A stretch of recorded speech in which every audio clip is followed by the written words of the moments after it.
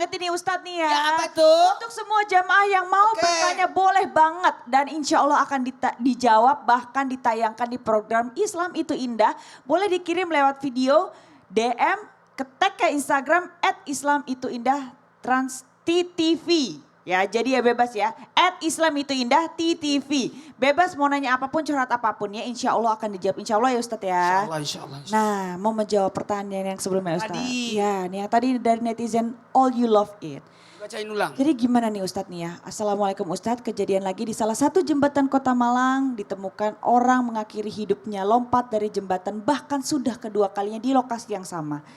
Apakah itu takdir, bagian dari takdir Ustadz? Makasih banyak Selin dan izin Ustaz Sanada dan Ustaz Masya Allah Tabarakallah. Ibu-ibu dari mana sih? 1, 2, 3. Ibu-ibu dari mana?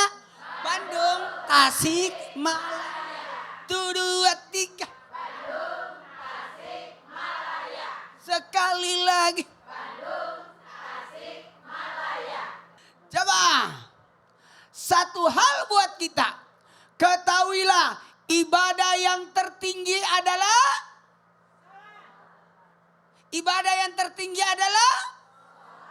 baik sangka.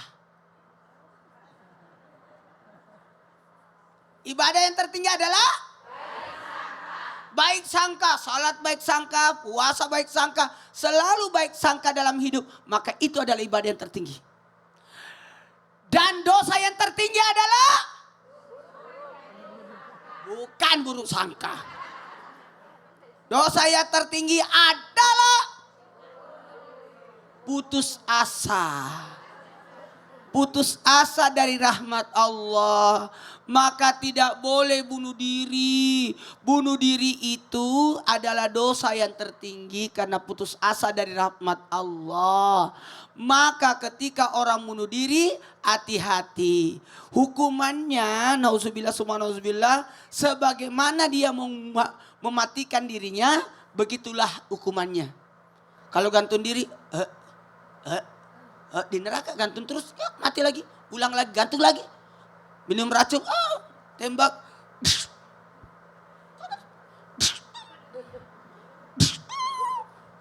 Diulang terus. Betapa sakitnya itu dan itu berulang. Tidak boleh kita putus asa dari rahmat Allah. Maka maaf tanpa menggurui hanya mengingatkan. Jadi gimana statusnya Ustaz? Apakah yang bunuh diri itu tetap disolatin? Jawabannya tetap disolatin. Walaupun karena itu mungkin ada penyebab dan sebagainya. Dan orang yang bunuh diri karena stres, dia sudah tahu ini bahaya. La darara wa la dirara. Ini bahaya, jangan. Waktu kemarin COVID kan kita dilarang keluar, jangan sampai nanti terkena. Makanya kita pakai masker dan sebagainya. Itu bagian dari untuk hidup. Karena kita harus panjang umur. Karena hidup jauh lebih baik daripada meninggal. Daripada mati. Karena kita masih bisa ibadah, masih bisa zikir, masih bisa bersedekah. Sedekahnya orang yang masih hidup dengan sedekah yang sudah meninggal 1:1000. Saya ulangi, 1:1000 sedekahnya orang yang hidup. Apalagi sedekah kepada orang meninggal. Jadi kalau ibu mau bersedekah sekarang. Jadi gimana solusinya Ustadz? Maka haruslah kita memiliki ketenangan. 1, 2, 3. Ketenangan. Mau tenang? Mau ketenangan? Mau. Tenanglah dengan sholat. Tenanglah dengan iman. Tenanglah dengan sabar. Dengan kesabaran itu makanya ista'inu bis sabri wassalat. Minta tolonglah kepada Allah dengan 2 hal. Salat, sabar. 1, 2, 3, salat. Sabar. Dengan salat akan hati jadi tenang. Karena mengingat Allah. Salat itu adalah kumpulan doa-doa. Maka apapun yang kau minta ada dalam salat.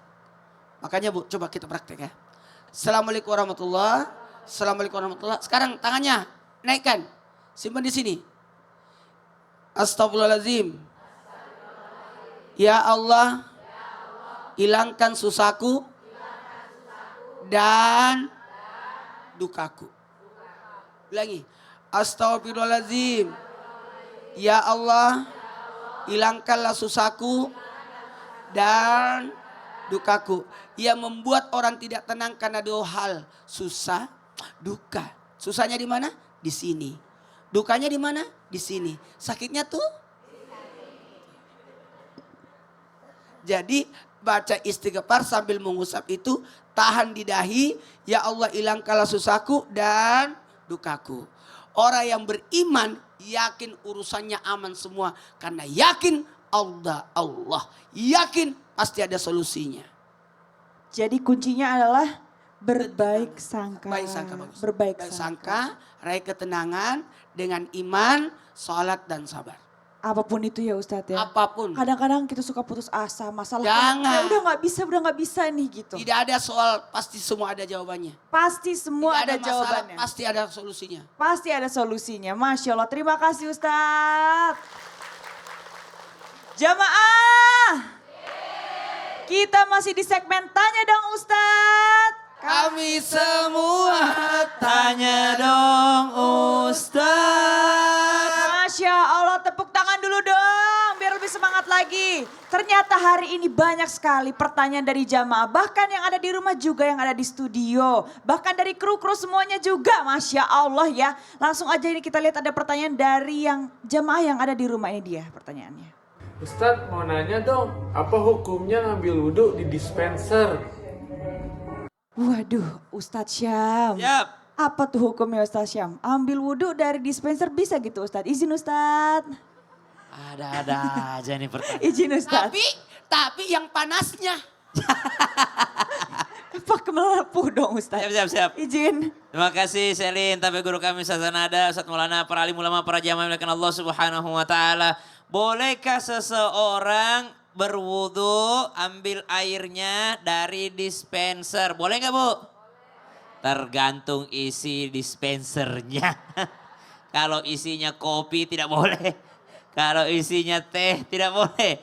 Kalau isinya sesuatu yang berubah dari air, warnanya berubah, rasanya berubah, maka itu tidak boleh. Atau dia air, cuma dia sudah tercemar dengan sesuatu yang merubah warnanya, merubah rasa, dan merubah aromanya. Tapi emang beda ya pertanyaan dari Gen Z ini. Nah, Ibu gen apa Bu? Gen Halilintar. Geng Artis alot. tuh. Namanya geng alot. Gen boomers ya, generasi boomers, subhanallah. Maka pertanyaan Gen Z yang satu ini tidak mengapa. Kenapa? Apapun pertanyaannya insya Allah di Islam itu indah, bisa jadi ilmu bagi semua. Mudah-mudahan berkah. Karena banyak orang yang kadang-kala masih tidak memahami tentang berwudu ini. Banyak yang menyulitkan dirinya tentang berwudu padahal airnya pas-pasan. Sedangkan orang kalau mau berwudu, kalau rukun-rukunnya saja. Ba'da qul a'udzubillahi minasyaitonirrajim. Ya ayyuhalladzina amanu idza qumtum ilas salati faghsilu wujuhakum. Wajah. Itu yang termasuk rukunnya adalah wajah. Subhanallah. Maka jangan pula dispensernya habis 1 galon untuk berwudu.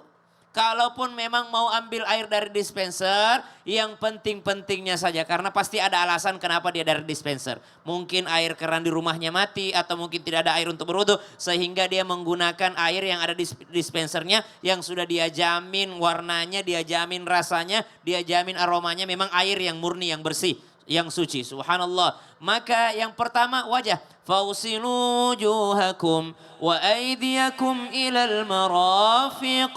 Tangan sampai siku. Wamsahu biru'usikum. Kepala. Kemudian wa arjulakum ilal ka'bain. Kaki sampai mata kaki. Yang lainnya di antara rukunnya juga ada niat. Di antara rukunnya juga ada tertib. Kalau mazhab Syafi'i maka dia tertib. Subhanallah. Maka kalau memang airnya terbatas dan harus berwudu dari dispenser, jangan juga dia menjadi orang yang tabdzir atau israf, yang boros membuang-buang air. Maka syarat sahnya tadi airnya termasuk air yang suci. Kemudian yang kedua, syarat sahnya mengalir air tersebut di anggota tubuh yang disebutkan tadi, mengalirnya. Berarti alih-alih dari keran dispenser lebih baik mengambil wadah. Dispensernya dibuka, lalu ambil wadah segelas, baru dialirkan ke wajah, baru disapukan ke seluruh wajah. Kalau sudah mengalir, baru disapukan ke seluruh wajahnya. Ambil lagi wadah, ditaruh di tangannya, tangan sampai sikunya, baru dialirkan. Subhanallah. Satunya lagi, baru untuk kepalanya, baru kakinya sampai mata kaki. Atau kalau mungkin mau langsung di dispenser, usahakan ditahan itu tuasnya supaya mengalir untuk dia berwudu. Kemudian apalagi yang perlu diperhatikan ketika berwudu? Kalau bisa mengambil sunnah-sunnahnya, ambil sunnah-sunnahnya. Apa sunnahnya? Setiap gerakannya 3 kali.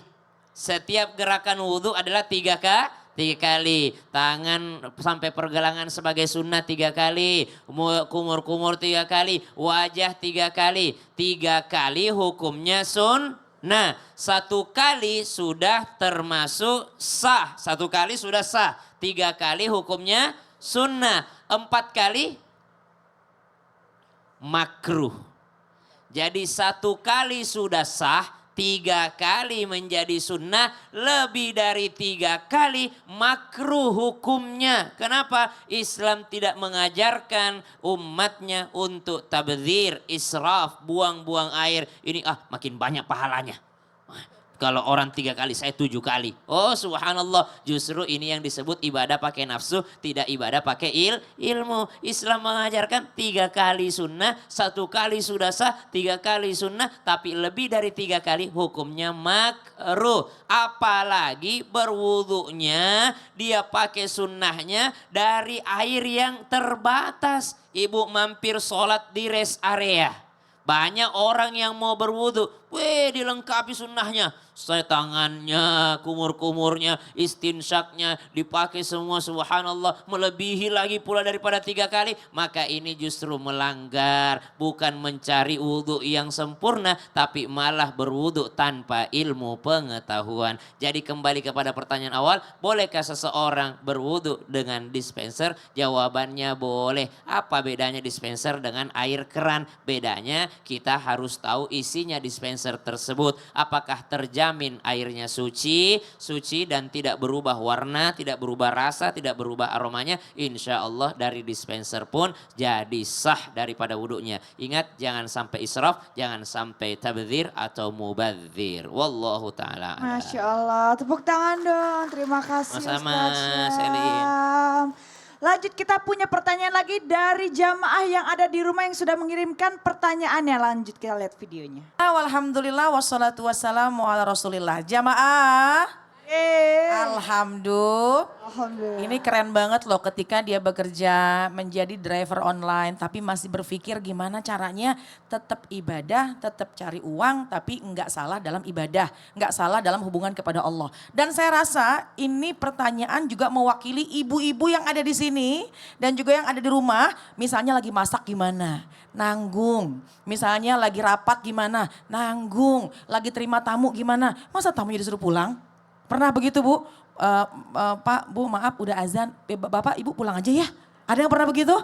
Enggak kayaknya ya. Karena jamaah sekalian yang namanya waktu sholat ditandai dengan azan.